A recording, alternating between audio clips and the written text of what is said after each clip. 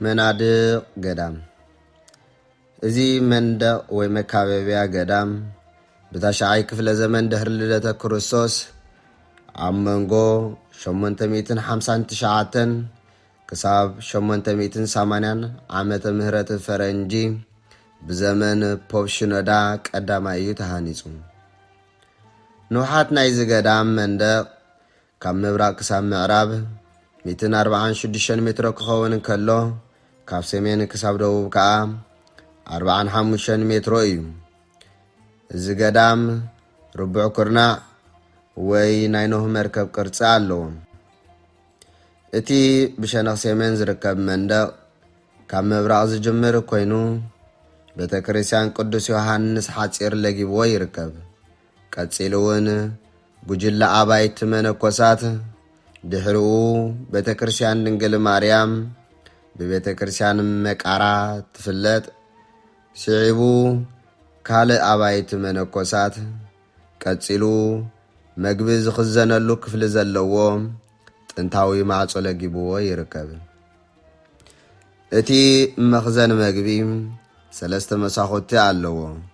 ንሳቶም ከዓ ናብ ውሽጢ ገዳም ዝጥምት ናብ ወጻኢ ዝጥምት ኣብ ምድሪ ቤት ናይቲ ክፍሊ ዘሎን እዮም እቲ ናብ ወጻኢ መስኮት ደወል ገዳም ንዝድውሉን ማዕጾ ገዳም ንዝኹሕኩሑ ነጋድያንን በደዊንን መርኣይ እዩ እቲ ታሕተዋይ ናይ ምድሪ ቤት መስኮት ከዓ ኣቦታት መነኮሳት ማዕጾ ገዳም ከይከፈቱ ንበደዊን ዝኸውን መግብን ማይን ዝሓዘ ዘንቢል ዘውርድሉ እዩ እዚ ቅድም ዝነበረ ኮይኑ ሕጂ ግን እዚ ገዳም ማዕጽኡ ዝኸፍተሉን ዝዓጽወሉን ፍሉይ ዕለታት ኣለዎ እቲ ብሸነኽ ደቡብ ዘሎ መንደቕ ግን ወልሓደ ዝለገቦ የልብሉን ቤተክርስትያን ድንግል ማርያም ኢልሱርያን ብደቡባዊ ሸነኽ መሳኹቲ ዝነበርዎ እኳ እንተኾነ እቶም መሳኹቲ ግን ኣብ 13 ክፍለ ዘመን ምዕጻዎም ይፍለጥ ብወገን ምዕራብ ዘሎ መንደቕ ከዓ ምስ መካነ መቃብር ገዳም ዝዳወብ እዩ ብሸነኽ ደቡባዊ ምብራቕ ዝገዳም ናብ መንበሪ ኣባይቲ መነኮሳትን ናብ ዘመናዊ ሕርሻ ገዳምን ዝወስድ መዳይዎ ይርከብ ኣብ ማእኸል እዚ ምብራቓዊ መንደቕ ብውሽጢ ብሞዛይክ ዝተሰርሐ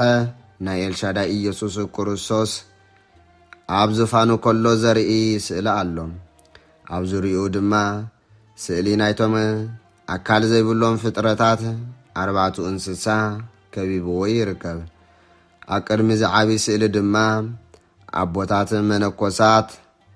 መዓልታዊ ናይ ሰርክ ማለት ናይ ኣጋምሸት ጸሎት የብጽሑ ቤተክርስትያን ኣባ ዮሐንስ ከማ ብሸነኽ ሰሜናዊ ምብራቕ ዝገዳም ዝርከብ ኮይኑ ኣብ ውሽጡ ከዓ ቤት መቕደስ ኣባ ፋም አልኡስሚ ይርከብ